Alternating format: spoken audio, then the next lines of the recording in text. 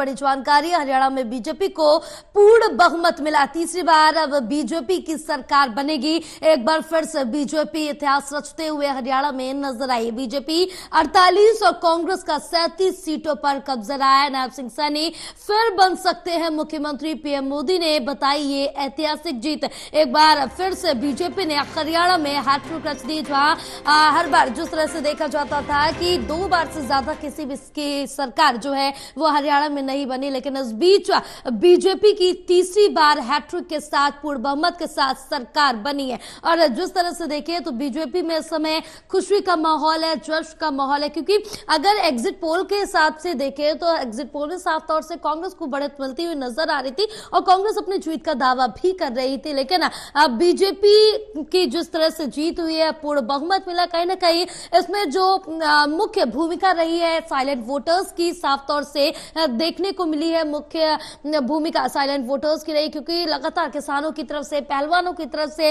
विरोध दर्ज किया जा रहा था बीजेपी का। बीजेपी एंटी इनकम्बेंसी का भी शिकार होती हुई नजर आई थी, लेकिन कोई भी यहां पर पैतरा नहीं चल पाया है, कोई भी मुद्दा यहां पर विपक्षी दलों का काम नहीं किया है। बीजेपी ने पूर्ण बहुमत के साथ हरियाणा में अपनी सरकार बनाई, क्योंकि जिस तरह से देखे जश्न का माहौल चारों ओर देखने को मिल रहा है। पार्टी कार्यकर्ताओं में, बीजेपी समर्थक में काफी उत्साह और जोश नजर आ रहा है। पार्टी ने जिस तरह से पूर्ण बहुमत की सरकार बनाई, क्योंकि 2014 की बात कर ले तो 2014 में 47 सीटें बीजेपी के खाते में गई थी। और इसके बाद बात करें, क्योंकि वो जो चुनाव था 2014 का पीएम मोदी के चेहरे पर लड़ा गया था और मुख्यमंत्री रहे थे मनोहर लाल। उसके बाद अगर दूसरी बारी की बात की जाए 2019 के चुनावों की, तो उस समय मनोहर लाल के चेहरे पर चुनाव लड़ा गया था और 40 सीटें बीजेपी के खाते में गई थी, यानी कि 7 सीटों का नुकसान झेलना पड़ा था। और अब बात 2024 की करें तो 2024 में 48 सीटें बीजेपी के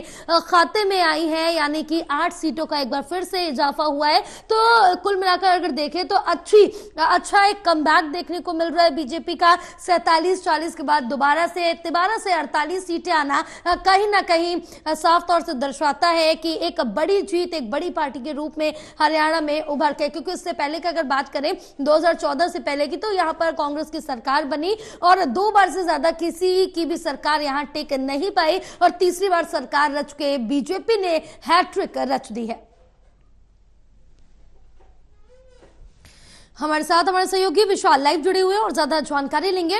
विशाल, एक बड़ी जीत पूर्ण बहुमत के साथ बीजेपी ने तीसरी बार हरियाणा में कमबैक किया और एक इतिहास रच दिया, एक नया इतिहास सबके सामने रखा है। बिल्कुल जया, बीजेपी ने इतिहास रच दिया है, क्योंकि कल तीसरी बार लगातार बीजेपी ने अपनी सरकार जो है वो बनाई है हरियाणा प्रदेश में। और इसी को लेकर अब पूरे देश में बातचीत है, चर्चाएं हैं। लेकिन खासतौर पर कांग्रेस की बात करें तो कल शाम नतीजे आने के बाद कांग्रेस के जो महासचिव है जयराम रमेश और जो उनके प्रवक्ता है पवन खेड़ा, उन्होंने एक प्रेस कॉन्फ्रेंस करी और इसमें अपनी हार का सीधा आरोप उन्होंने दोबारा से ईवीएम के ऊपर लगा दिया, जो कि पहले ही बीजेपी ने साफ कर दिया था कि अगर कांग्रेस हारती है तो इसका आरोप वो ईवीएम की धांधली ऐसे तमाम मुद्दों को लेकर लगाएंगे। और वही देखने को भी मिला। जयराम रमेश ने आरोप लगाया कि ईवीएम में छेड़छाड़ की गई। जिन ईवीएम की बैटरी 99% से ज्यादा थी वहां पर बीजेपी की जीत हुई और जिन ईवीएम की बैटरी 70% से कम थी वहां पर कांग्रेस की जीत हुई। तो जयराम रमेश ने साफ कहा है ये एक साजिश के तहत हरियाणा में कांग्रेस को हराया गया है, क्योंकि एग्जिट पोल की बात करें या फिर पूर्वानुमान की बात करें तो सभी में कांग्रेस की जीत साफ दिखाई दे रही थी। लेकिन एग्जिट पोल के नतीजों को पछाड़ते हुए उससे विपरीत बीजेपी ने जो है अपना असर दिखाया और बीजेपी एक बार तीसरी बार सरकार बनाती नहीं दिखी। और इसी को लेकर जब चुनाव आयोग पर सवाल उठे तो कल चुनाव आयोग ने भी ये स्पष्ट कर दिया है कि ईवीएम में जो धांधली के आरोप लगाए जा रहे हैं वो बिल्कुल बेबुनियाद हैं, क्योंकि ईवीएम की बैटरीज जो है वो सभी उम्मीदवारों के सामने ही चेंज की जाती है। तो ऐसे में उम्मीदवारों के द्वारा शिकायत लगाना ईवीएम के ऊपर ये काफी गलत है। और अभी ये भी कहा गया है जयराम रमेश और कांग्रेस की तरफ से वो इसको लेकर चुनाव आयोग के दफ्तर भी जाएंगे और इस मामले में अन्य आगे संज्ञान लेने के भी जिक्र करेंगे। लेकिन उससे पहले क्योंकि जिस तरह से देखिए कि क्या जम्मू कश्मीर में ईवीएम का मुद्दा नहीं उठ सकता? जम्मू कश्मीर में इस तरह की धांधली नहीं हुई होगी क्योंकि बीजेपी को वहां पर हार का सामना करना पड़ा, तब इस तरह के सवाल नहीं उठ रहे हैं। अब बिल्कुल जया, प्रेस कॉन्फ्रेंस में ये सवाल लिया गया था जयराम रमेश से कि जम्मू जी। कश्मीर में बीजेपी हारी है तो क्या वहां पर ईवीएम खराब नहीं हुई। इस सवाल का जवाब जयराम रमेश ने कोई स्पष्ट नहीं दिया। उन्होंने लाल कृष्ण आडवाणी की एक बुक का जिक्र करते हुए कहा कि लाल कृष्ण आडवाणी जो कि बीजेपी के वरिष्ठ नेता है, उन्होंने भी ईवीएम में किस तरह से खराबी है इस पर एक किताब लिखी है, आपको वो पढ़नी चाहिए। तो साफ तौर पर कोई जवाब नहीं दिया गया उनकी तरफ से। लेकिन हाँ, कांग्रेस जिस राज्य में हारी वहां पर जरूर ईवीएम खराब है, ऐसे बयान सामने आए हैं कांग्रेस की तरफ से। उसके बाद अब बीजेपी लगातार पलटवार करती नजर आ रही है, क्योंकि बीजेपी जम्मू में स्पष्ट रूप से हार चुकी है। वहां पर बीजेपी ने कोई ऐसा आरोप नहीं लगाया ईवीएम खराब होने का, लेकिन कांग्रेस आरोप लगा रही है हरियाणा में ईवीएम खराब होने का।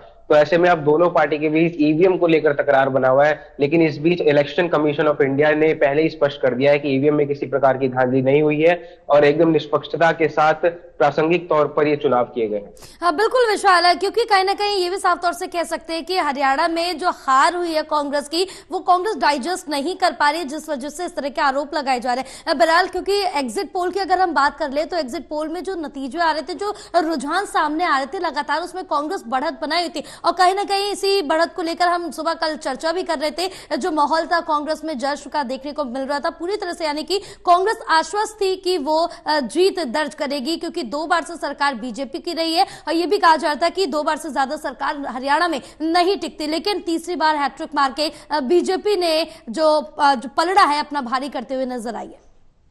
जी जया, बिल्कुल एग्जिट पोल के नतीजे हो या फिर तमाम मीडिया के एनालिसिस हो, उन सबको नकारते हुए बीजेपी ने एक कदम आगे बढ़कर तीसरी बार वहां पर इतिहास रचा है, जिसको कांग्रेस हो सकता है कहीं ना कहीं डाइजेस्ट नहीं कर पा रही, जैसा कि आपने जिक्र किया। क्योंकि सुबह से ही कल कांग्रेस के दफ्तरों में जश्न का माहौल था, जलेबी और लड्डू बांटे जा रहे थे, ढोल नगाड़ों का इंतजाम था। लेकिन ये जो जश्न था केवल 10 बजे तक ही सीमित रहा, क्योंकि 10 बजे के बाद जैसे जैसे ईवीएम के दूसरे वोट्स की काउंटिंग स्टार्ट हुई, उसमें बीजेपी ने एकाएक करके अपनी बढ़त हासिल करना चालू कर दी। जिसके बाद पूरा जो जोश था कांग्रेस पार्टी का, पूरा जो जश्न मनाया जा रहा था, वो पूरी तरह से थम गया था। सभी नेता मायूस हो गए थे और साथ ही साथ कांग्रेस दफ्तर का माहौल पूरी तरह से शोक के रूप में तब्दील हो गया था, क्योंकि कांग्रेस ने उस दोपहर में ही अपनी हार जो है स्वीकार करना चालू कर दी थी। लेकिन अभी भी कांग्रेस पार्टी पूरी उम्मीद लगाए बैठे है कि इलेक्शन कमीशन के पास वो जाएंगे और इलेक्शन कमीशन इस मामले में कोई संज्ञान लेगा। लेकिन इलेक्शन कमीशन ने पहले स्पष्ट कर दिया है कि किसी भी प्रकार के संज्ञान की आवश्यकता नहीं है, क्योंकि ईवीएम में